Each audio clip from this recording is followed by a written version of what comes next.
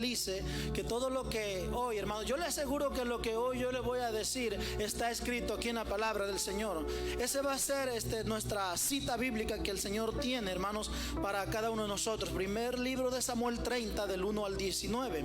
Pero antes, permítame decirle, hermanos, ya que hoy es un mensaje claro para todo el pueblo de Dios, pero también yo sé que para los jóvenes.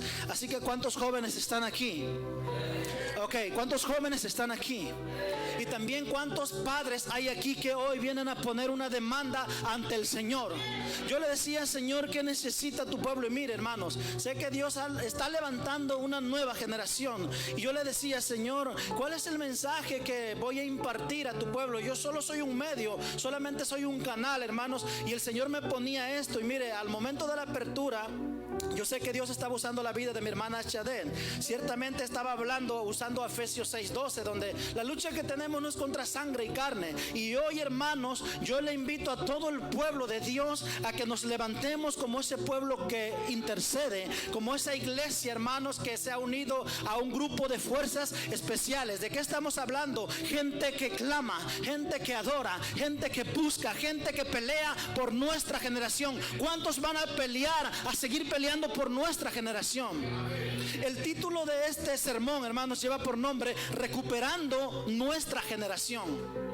Recuperando, ¿por qué, hermanos? Porque mire, algo que yo he analizado, y a la verdad yo voy a decir una verdad y lo diré con mucho respeto, porque a través de lo que yo he mirado en el caminar cristiano, en lo que yo he mirado a nivel local, pero también en el estudio y hablando estadísticamente, hermanos, está demostrado y comprobado que la mayoría de los muchachos o de nuestros niños, porque llega una etapa, hermanos, que ellos se hacen adolescentes, llegan a una etapa de su juventud, hermanos, y cuando llega la etapa de que ellos se hacen adultos, muchos, en su totalidad, la mayoría, hermanos, y yo lo analizaba y decía, es cierto, la mayoría de ellos, hermanos, muchos crecen en el evangelio, muchos han nacido, otros van creciendo, pero pasa algo muy serio, algo por qué preocuparse.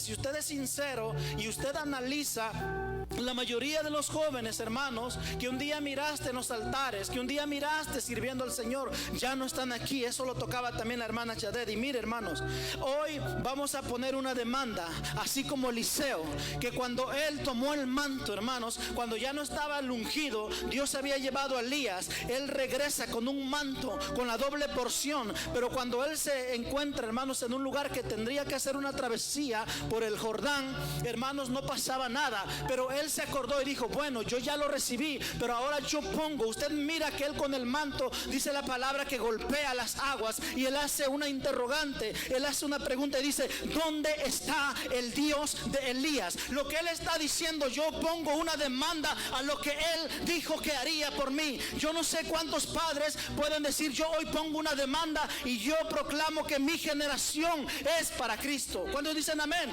Pero hermanos, conéctese con el mensaje, diga amén. Yo peleo por mi generación. Pero a lo mejor hay alguien que diga, pero yo no tengo hijos. Bueno, hermanos, únete y clama por nosotros. También puedes tener hijos espirituales, jóvenes, hermanos, que tú puedes interceder a favor de ellos. Pero la mayoría de ellos, cuando llegan a una etapa, hermanos, la mayoría esperan cumplir la mayoría de edad para irse de sus casas y probar lo que ellos nunca probaron.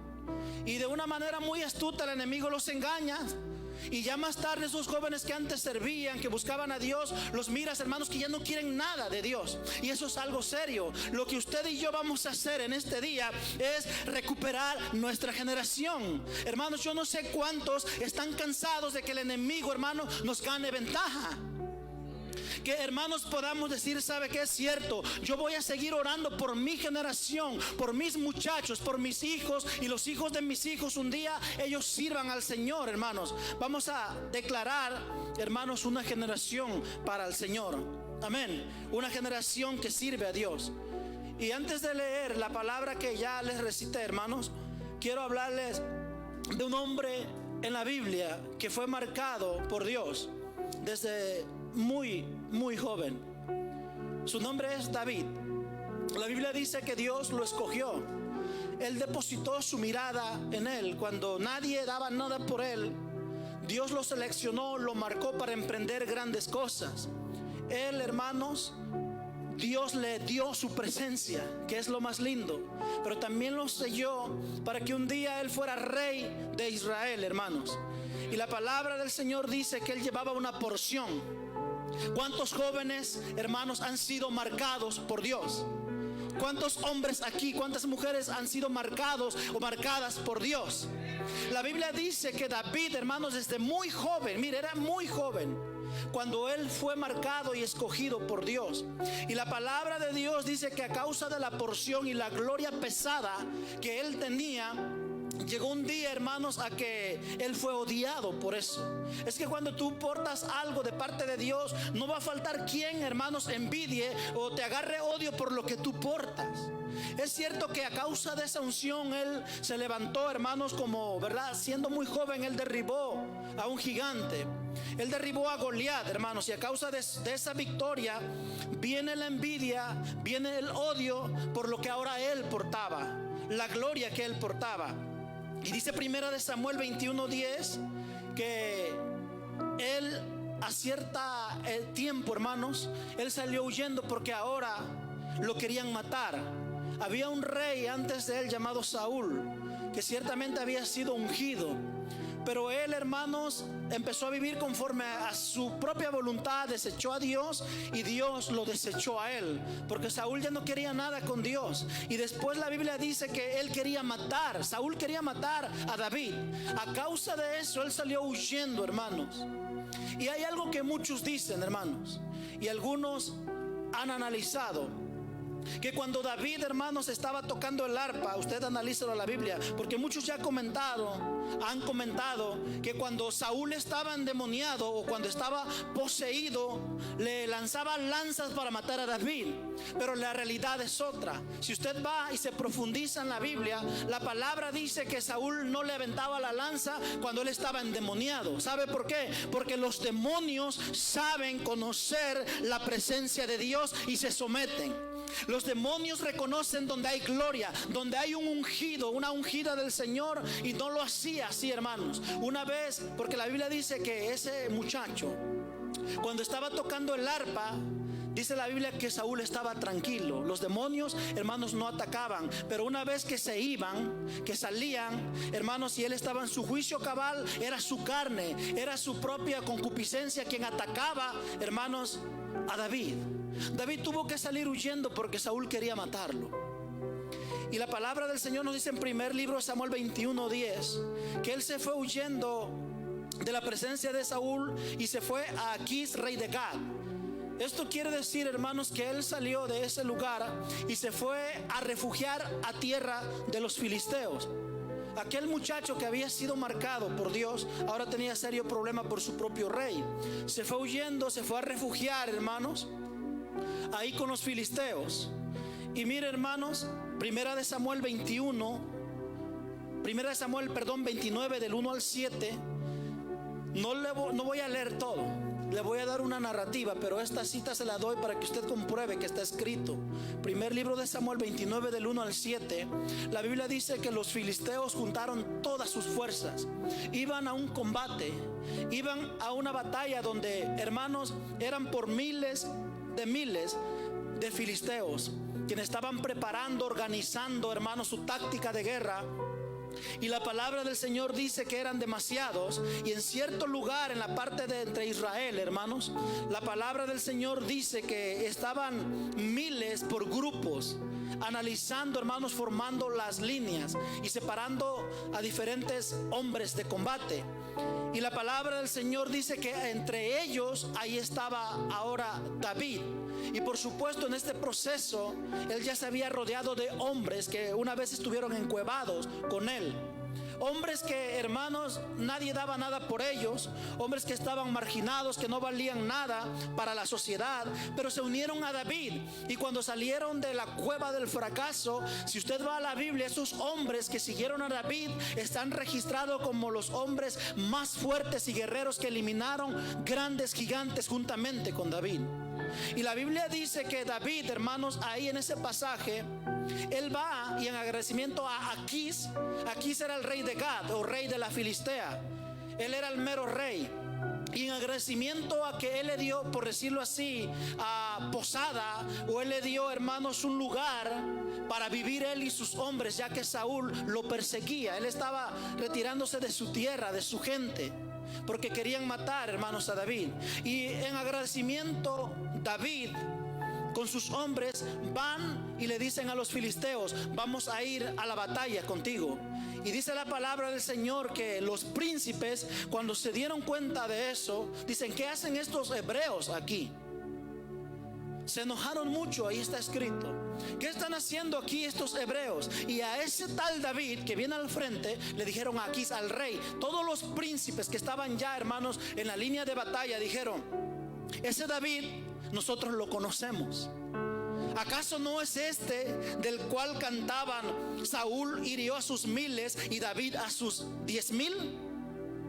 Y lo que ellos están diciendo, en otras palabras, ese hebreo, ese hombre llamado David, tal vez a ti se te olvidó, rey Aquís, pero a nosotros los filisteos, a todos los guerreros que estamos aquí, todavía no se nos ha olvidado que ese hombre llamado David fue quien derribó, quien le dio muerte a nuestro mejor guerrero llamado Goliat. A nosotros no se nos olvida. Entonces, ¿por qué él está aquí?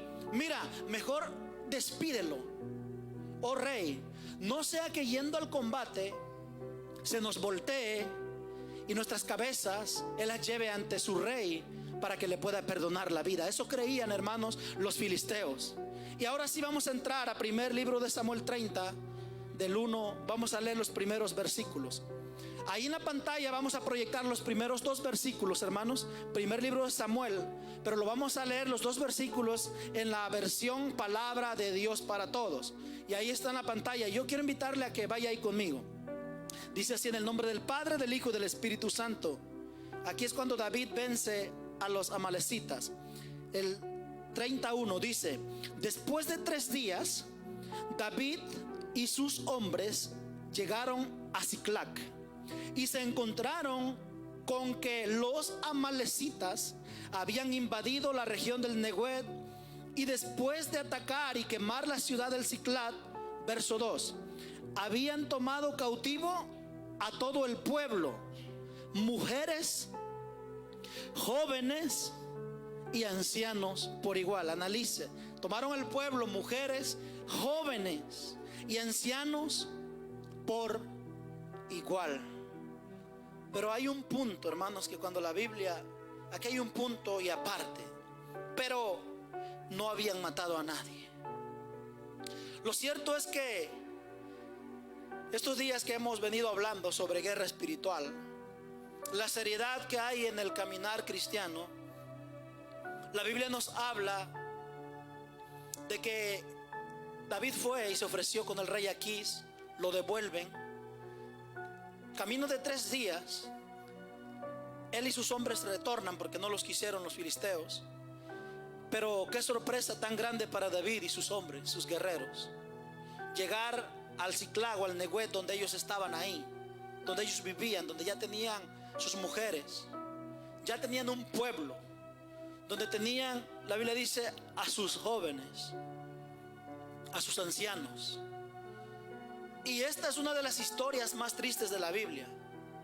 Ellos, hermanos, después de que caminaron 3 días, a lo lejos miraron humo, miraron que algo estaba pasando en su tierra, se apresuran y se llevan con la sorpresa de que los amalecitas, dice la Biblia, los de Amalec, los amalecitas, hermanos, ya habían invadido el lugar, habían quemado las casas, habían encendido esa región pequeña, pero ellos se habían llevado a todos, hermanos.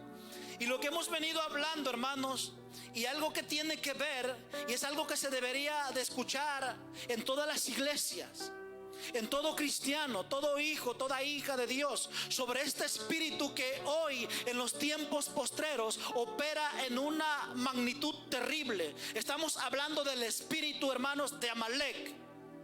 No está hablando solamente de una descendencia que viene de Esaú, No estamos hablando de una descendencia de una tribu, estamos hablando a nivel espiritual, porque el espíritu de Amalek opera en gran fuerza, en una manera muy organizada en estos tiempos finales. Si usted va a la Biblia, nos enseña que Amalek se levantó contra el trono de Dios, y que Dios tendría guerra con Amalek de generación en generación. Es que el espíritu, hermanos, de Amalek, mire la parte final, se habían llevado a las mujeres, se habían llevado a los jóvenes, se habían llevado a los ancianos, pero dice la Biblia, no habían matado a nadie. Solamente, hermanos, el espíritu de Amalek viene para oprimir. ¿Se puede imaginar usted que tenga su familia y que haya vivido lo que vivió David y sus hombres? Que el enemigo, el adversario muy armado, se lleven, hermanos, a sus hijos, a sus pequeños, o a sus jovencitos, o a sus mujeres, sus ancianos.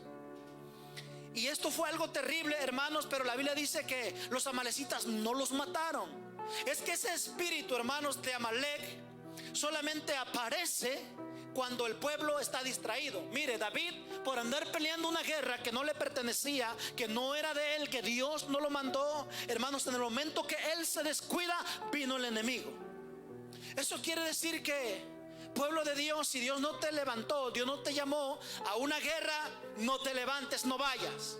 Solamente pelea cuando Dios te dice pelea. Pero hoy en día el pueblo, el mundo vive al revés. Hablando el pueblo cristiano, vive al revés. Cuando Dios dice avanza, el pueblo se sienta. Y Dios dice siéntense, estén quietos, el pueblo se para y corre. No hay directrices. Pero, hermanos, a David le pasó de esa manera. Él, por ir a pelear una guerra que no le pertenecía, se llevó con esa sorpresa. Ya no estaban sus mujeres, sus jóvenes, sus ancianos. Mire, las generaciones completas ya no estaban. El enemigo se las había llevado, pero solamente para oprimir. No solamente porque se puede imaginar el miedo de aquellos muchachos, de aquellos jóvenes. Se puede imaginar el miedo de las mujeres, de los ancianos, al momento que ellos fueron cautivados. Y no crea que los trataban con dulzura. Eran oprimidos. Eran, hermanos, esclavizados, amarrados, golpeados, arrastrados. Lo trataban mal. No eran subidos en camionetas del año. No, hermanos, tenían que caminar. Lugares muy áridos, altas temperaturas. Y la palabra del Señor dice que no los habían matado. Aparte de oprimir a las generaciones, también, hermanos, lo hicieron para castigar a David. El espíritu de Amalek es para oprimir, para torturar, para atacar a los hombres de Dios, al pueblo de Dios. Cuando Israel salió de Egipto, Moisés también ya se había enfrentado con ese espíritu. Moisés ya se había enfrentado con ese espíritu, dice la palabra del Señor. Pero qué lindo es cuando hay hombres, hermanos, que tienen, ¿verdad?, la bendición de Dios para discernir. Hombres que tienen discernimiento. Mire, Moisés, hermanos, la palabra del Señor dice que Amalek los atacó por la espalda. Cuando el pueblo iba de Egipto rumbo a la tierra prometida y estaban a punto de adquirir la promesa, ahí fue cuando atacó a Amalek. Es que así opera el espíritu de Amalek. Cuando tú estás a punto de recibir una bendición, se levanta Amalek. Cuando tú estás cansado, se levanta Amalek. Cuando tú estás distraído, estás distraída, es cuando se levanta el espíritu de Amalek. Es un espíritu de alta traición, dice la palabra. Y ciertamente, hermanos, eliminaron a muchos hebreos cuando atacaron por la retaguardia o por la espalda. Pero, hermanos, se organizaron los grupos de guerra. Y Josué, hermanos, era un guerrero de toda su vida. Era un hombre que le gustaba la sangre, que le gustaba la guerra. Y él, hermanos, daba su vida en el campo de batalla. Y él dijo: mis hombres y yo, los guerreros, estamos listos para ir y pelear hoy mismo con Amalek. Pero Moisés, hombre de Dios, que el Espíritu del Eterno, del Santo de Israel, le reveló algo más allá de la realidad nuestra. Y dijo algo Moisés: mira, esa pelea no se lleva a cabo hoy, se lleva mañana. Porque él dijo: la guerra que vamos a hacer será a nivel de tierra y a nivel de aire. Mañana vamos a ir, yo voy a subir y voy a pelear, vamos a orar. Se llevó, usted sabe la historia, Aarón y Hur, que levantaban las manos, hermanos, de de ese hombre de Dios. Y la Biblia dice que Moisés enfrentó el espíritu de Amalek. Y la Biblia dice, hermanos, que ellos vencieron. Pero si hay alguien que totalmente los eliminó a los amalecitas totalmente, fue David. Fue David y sus guerreros. Y lo que queremos decir sobre esto, hermanos, es que es tiempo que el pueblo se levante como intercesor. Es tiempo que el pueblo, como Moisés, suba al monte y se ponga a orar por las generaciones nuestras. Es cierto que las batallas se van a pelear allá, hermanos, afuera, no adentro. Pero es tiempo de que, al igual que Moisés, hombres se levanten, mujeres se levanten a orar por nuestro pueblo, por el pueblo de Dios. Es tiempo, hermanos, de que el pueblo se levante a interceder por nuestras generaciones, porque Amalek apareció o aparece o sigue operando hoy en día, porque Dios lo dijo que tendría guerra contra Amalek de generación en generación. Literalmente Amalek o los amalecitas no existen. Existen los palestinos, existen, hermanos, los filisteos, que vienen siendo hoy en día los palestinos, pero Amalek fue desfasado, eliminado de la faz de la tierra. Pero Dios dijo en el Antiguo Testamento que de generación en generación tendría pleito o tendría guerra con Amalek. ¿Qué está hablando aquí, hermano? Está hablando de espíritu, o de un espíritu que opera en gran manera de alta traición, que apareció para dividir familias, que Amalek aparece para arrasar con generaciones, que Amalek viene para traer miseria, Amalek viene para traer dolor. El espíritu de Amalek es un espíritu de odio. El espíritu de Amalek es un espíritu de ruina, trae destrucción, ataca, hermanos, cuando menos te lo esperas. Eso dice la palabra del Señor. Un espíritu, hermanos, que se mueve en estos tiempos. Y por eso, vaya conmigo al verso 3. Dice la palabra del Señor que David con los suyos llegaron, y he aquí que estaba quemada, y sus mujeres y sus hijos e hijas habían sido llevados cautivos. Verso 4. Entonces David y la gente que con él estaba alzaron su voz y lloraron hasta que le faltaron las fuerzas para llorar. ¿Alguna vez tú has llorado hasta que te falten las fuerzas? Que digas, ya no tengo ni lágrimas ni fuerza ya para llorar. Cuando la Biblia dice que alzaron sus voces, quiere decir que ellos gritaron, hermanos. Se desgarraron el alma, les dolía el corazón. Se habían llevado a sus hijos, se habían llevado a su familia, hermanos, y lloraron tanto, gritaron tanto, que ya no tenían voz, ya no tenían fuerza, ya no tenían lágrimas para seguir llorando. Verso 5. Las dos mujeres de David, Ainoamán jezreelita y Abigail, la que fue mujer de Nabal y el del Carmel, también eran cautivas. Verso 6. Y David se angustió mucho porque el pueblo hablaba de apedrearlo, pues todo el pueblo estaba en amargura de alma, cada uno por sus hijos y por sus hijas. Mas David se fortaleció en Jehová su Dios. Ahora estos hombres culpaban a David, ya ves, por andar quedando bien con Aquís, el rey de los filisteos, por querer agradarlo, y dizque en agradecimiento, si nosotros hubiéramos estado aquí, Amalek no se hubiera llevado a la familia. Mire qué astuto Amalek, ¿verdad, hermanos? ¿Por qué no vinieron cuando estaba David y los guerreros? Porque sabían, hermanos, el prestigio que tenían, hermanos, estos hombres, David y sus guerreros, que habían, hermanos, sido hombres de guerra, hombres que Dios le había depositado algo sobrenatural, algo impactante. Amalek vino cuando no estaban, hermanos, los padres, el sacerdote. Cuando un padre no está, hermanos, cuando el padre no está cubriendo a sus hijos, cuando los padres no oran, no instruyen a sus hijos, créalo, que cuando ellos estén distraídos, cuando ellos, hermanos, estén, a lo mejor se van a estudiar a otro lado, si usted no les enseña el temor de Dios, si ellos no se enamoran de Dios, hermanos, va a venir Amalek y los va a destruir. Eso es lo que está pasando, hermanos. Yo me preguntaba por qué la mayoría de jóvenes, cuando crecen o se van al colegio, hermanos, no más vienen a la iglesia. Parece que estaban amarrados y están buscando su libertad. ¿Por qué?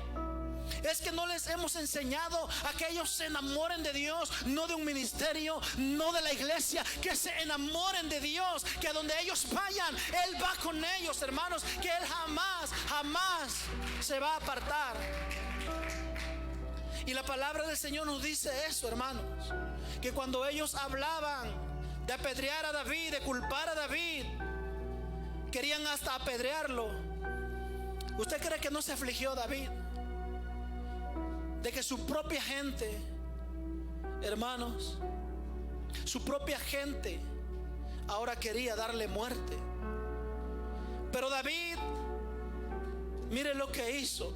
Mas David se fortaleció en Jehová su Dios. Mientras se daban golpes de pecho, mientras gritaban, hermanos, su ropa la rasgaban, sus vestidos, donde ellos se lamentaban, donde tenían demasiado dolor, no había consuelo, David se fortaleció en Jehová su Dios. Es que David sabía quién era su Dios, y él se fortalecía en Dios.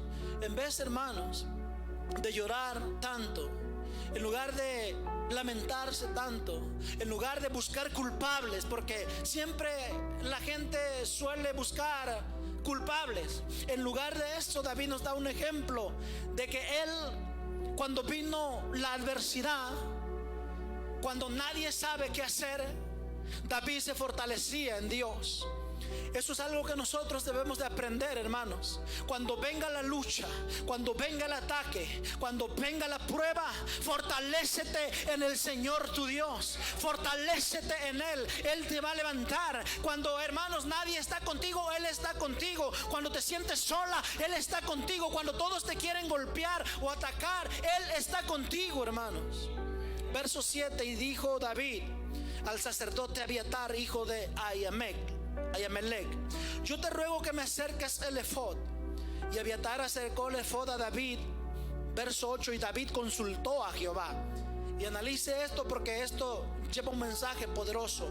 David consultó a Jehová diciendo, y le hace una pregunta: ¿perseguiré a estos merodeadores? ¿Los podré alcanzar? Es una pregunta. Él se puso, hermanos, el efod, algo que los sacerdotes se ponían para consultar a Dios. Y dice la palabra del Señor que una vez que él consultó, que buscó a Dios, que se arrodilló delante de Dios, que tocó el corazón de Dios, que tuvo acceso a él, le pregunta: Señor, a estos hombres que vinieron a atacar a mi familia, a las familias, Señor, ¿puedo seguirlos? ¿Me estás dando autorización? Dímelo, Dios, ¿lo sigo o no lo sigo? Eso es lo lindo, hermanos, de que el hombre de Dios o una mujer de Dios debe de moverse si Dios te da luz verde. Si no, no te muevas. Hay tanta gente, hermanos, que en la vida, hermanos, emprende grandes cosas. Gracias. Y, hermanos, hay tanto fracaso. Es porque Dios no te llamó. Si Dios te dice hazlo, hazlo. Pero si Dios no responde, no te muevas. La siguiente pregunta: ¿los podré alcanzar? O sea, si los sigo primero, ¿me das autorización, Dios? Si tú nos aseguras que vamos a ir, yo voy. Pero la otra pregunta: ¿los podré alcanzar? Y esto es lo lindo, hermanos. Y él le dijo, o sea, Dios, mire qué lindo nuestro Dios, que cuando tú con todo tu corazón lo buscas, Dios responde. Dios abre su boca. Dios responde. Y le dijo: síguelos, porque ciertamente los alcanzarás, y de cierto librarás a los cautivos. Le dio la luz verde: síguelos, los vas a alcanzar. Y a todos los cautivos, ¿quiénes? Recuerde, las familias, hermanos, las esposas, los jóvenes, hermanos, los ancianos, aquellos que habían sido llevados, los vas a rescatar. Es que, hermanos, qué lindo es ver hombres que buscan, que consultan a Dios. Pero ante todo esto, lo más precioso, lo más lindo es ver a un Dios que responde. Voy a repetir esto porque parece que no estamos aquí. Lo más lindo es cuando Dios responde, cuando Él abre su boca. ¿Sabe qué pasa? Cuando Dios abre su boca, los ángeles se postran. Cuando Dios abre su boca, los gedeones salen de su escondite y se convierten en guerreros. Cuando Dios abre su boca, los Pedros se bajan de la barca y caminan por las aguas, sobre las aguas. Cuando Dios abre su boca, los Lázaros se levantan, hermanos, de la muerte después de 4 días. Cuando el hombre dijo es imposible, Dios dice es posible. Cuando Dios abre su boca, los Micaías comienzan a profetizar. Cuando Dios abre su boca, los Jeremías salen de las cisternas y se levantan y dicen, así dice el Señor. Eso pasa, hermanos, cuando Dios abre su boca. Cuando Dios abre su boca, los Eliseos tiran un palo en el agua, hermanos, y el hacha flota. Cuando Dios abre su boca, se confunden las lenguas en Babel. Cuando Dios abre su boca, hermanos, donde había desorden, ahora las cosas son ordenadas. No sé cuántos están entendiendo, hermanos, pero para el entendido o para los entendidos, cuando Dios abre su boca, donde antes había separación o donde había tinieblas, ahora viene la luz del Señor. Donde había oscuridad, ahora hay luz de parte de Dios. Es que cuando Dios abre su boca, la victoria es segura. Cuando Dios abre su boca, hermanos, tu situación va a cambiar. Cuando Dios abre su boca, hermanos, es lo más seguro, lo más lindo que te puede pasar. Qué precioso es. A partir del verso 9 en adelante dice la Biblia que David fue detrás de sus enemigos. Llevaba 600 hombres que estaban con él. Algunos, a causa del cansancio y de tanta lamentación, 200 para ser exacto, se quedaron en el torrente de Besor. No pudieron hacer la travesía, no pudieron seguir a David. David tuvo que continuar con 400 hombres. En el camino se encontraron a un esclavo mal herido que era de los amalecitas. David lo encuentra, lo toma y le pregunta quién era, le dan de comer y todo. Hacen un trato con David. Dios ya le había puesto ese medio para poder llegar a donde estaban los amalecitas. El esclavo le dijo, si me perdonas la vida y no me entregas con mi amo que me abandonó aquí, yo te digo a dónde fueron o a dónde van. Y fue así que David, hermanos, dice la Biblia que lo siguió. Aquellos hombres estaban contentos, celebrando una victoria. Tenían, hermanos, cautivos a las familias. Y la Biblia dice que cuando ellos estaban ya dispersos, celebrando, tenían el botín. Dice la Biblia que llegó David y sus hombres, verso 17, y los hirió David desde aquella mañana hasta la tarde del día siguiente. Mire qué batalla tan terrible. Y no escapó de ellos ninguno, sino 400 jóvenes que montaron sobre los camellos y huyeron. El verso 18, y libró David todo lo que los amalecitas habían tomado, y asimismo libertó David a sus 2 mujeres. Dice el 19, y no les faltó cosa alguna, chica ni grande, así de los hijos como de las hijas.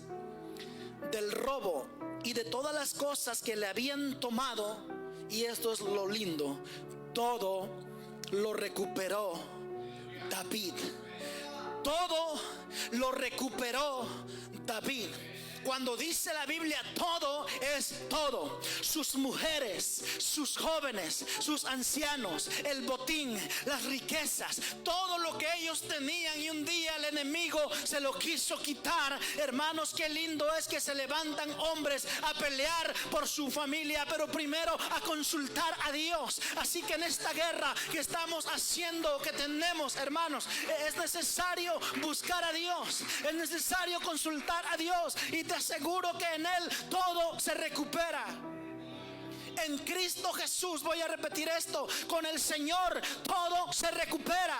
Vas a recuperar lo perdido. Si tu matrimonio tú dices ya está roto, no hay solución. Con Cristo todo se recupera. Si tú dices que mi hijo anda bien perdido en el alcohol o en la droga, hermanos, con Cristo se recupera. Es tiempo de levantarnos contra el espíritu de Amalek. Es tiempo de luchar, y te aseguro, hermanos, que si consultas y buscas a Dios, tú vas a recuperar a tu generación, vas a recuperar a tus hijas, vas a recuperar a tus hijos, vas a recuperar lo que el enemigo te ha quitado para oprimirte.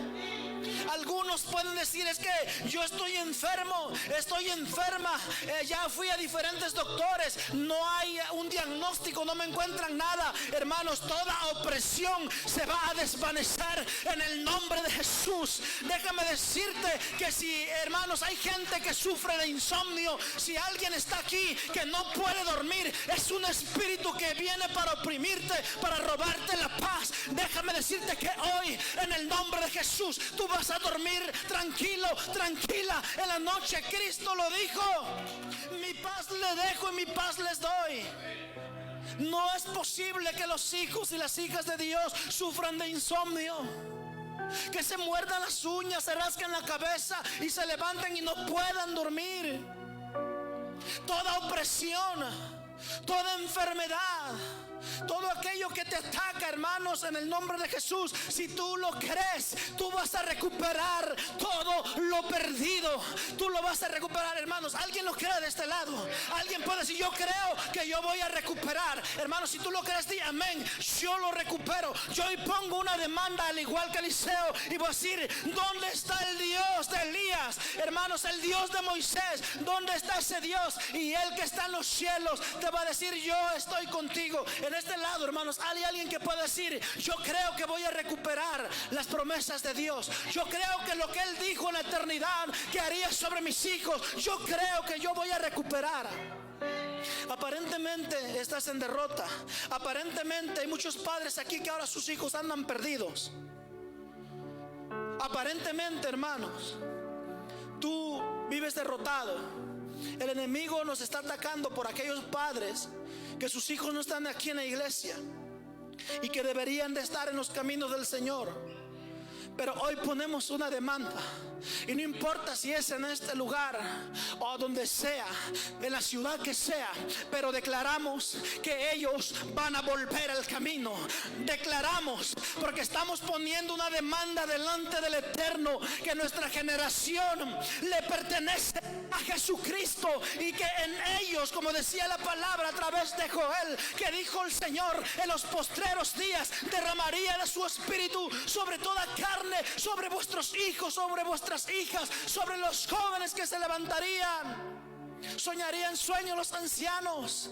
Ciertamente creemos, aunque esa palabra, esa promesa de Joel se cumplió en el Pentecostés con el derramamiento del Espíritu, cuando Pedro dijo: ciertamente estaba escrito. Pero también la Biblia dice que para la última generación, la generación que busque a Dios, la generación que adora, los hijos y las hijas que clamen en los postreros días, también sobre esa generación Dios derramaría de su Espíritu Santo. ¿Alguien lo cree? ¿Habrá alguien, hermanos, que lo crea? Habrá alguien, hermanos. Si hay uno que lo cree, con ese uno, hermanos, gloria a Dios. Si hay 10, gloria a Dios. Pero si alguien lo cree, diga: yo lo creo. Aleluya. Apláudale a Dios, hermanos. Apláudale. Esto no es palabra humana, esto no es palabra mía, es palabra de Dios, es palabra de Él, y sus promesas son fieles y verdaderas. Hay algo, hermanos, que nosotros debemos de captar, y algo que a mí me llamó mucho la atención. Ministro esto a los jóvenes. Hoy es servicio especial por los jóvenes, ¿verdad? Y para los jóvenes. Dice la palabra de Dios en el Salmos 23:1. David: Jehová. Y ese salmo la mayoría de nosotros lo sabemos de memoria. Jehová es mi pastor. ¿Cuántos jóvenes pueden decir: Jehová es mi pastor? Jehová es mi pastor. para que David dijera, no solamente es un salmo. ¿Sabía usted que la mayoría de salmos que dijo David son proféticos? Es profecía, es con un designio de Dios, es con una interpretación, con un mensaje, no solamente un canto. Es que cuando David hablaba y escribía, era una palabra revelada, llevaba un mensaje para él y para las generaciones por venir.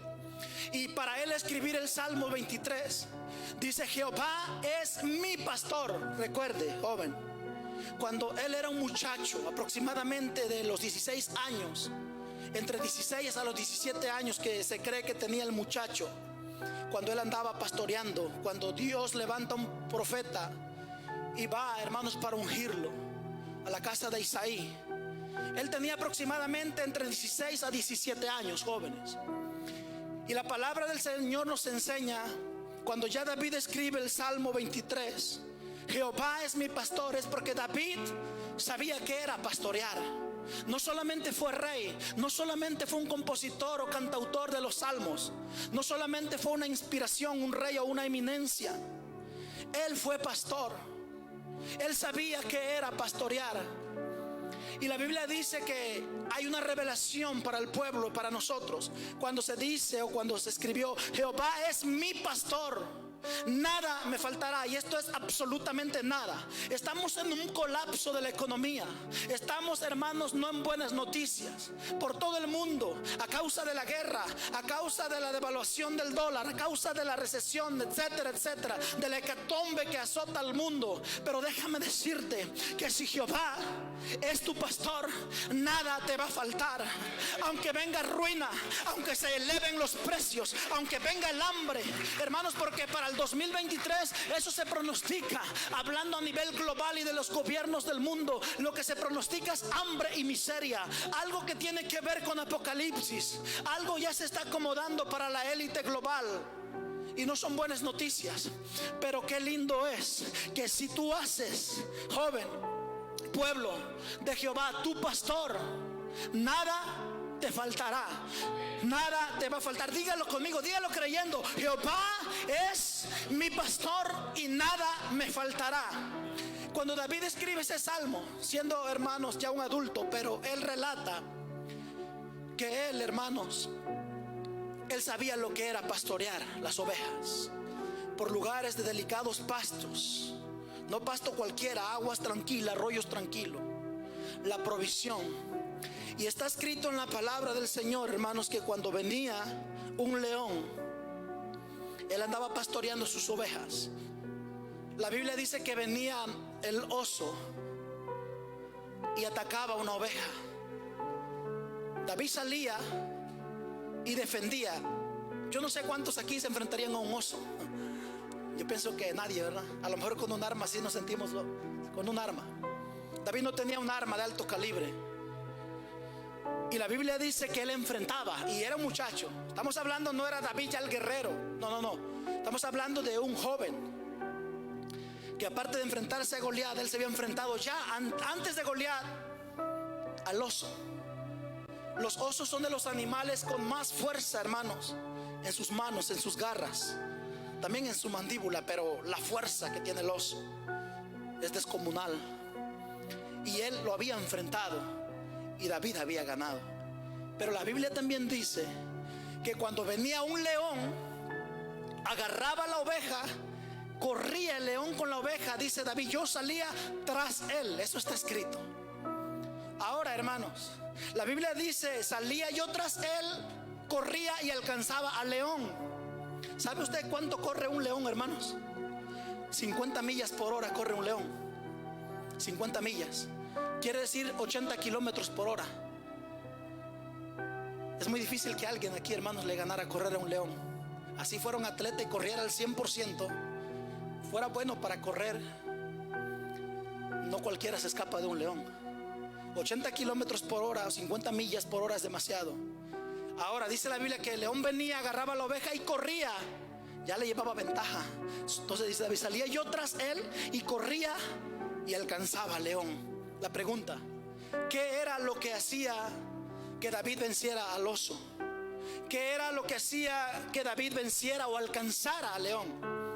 Estudiando la palabra del Señor en los misterios de la Biblia, encontramos que si hay alguien que debería estar registrado en los récords Guinness, sería Elías, el profeta. Corrió 40 días y 40 noches sin parar, sin detenerse, y le ganó a los caballos de Acab, Elías. Pero no ignoremos a David, el muchacho. El león ya le llevaba ventaja y él corría detrás y lo alcanzaba. ¿Se puede imaginar la velocidad y la fuerza que tenía ese joven?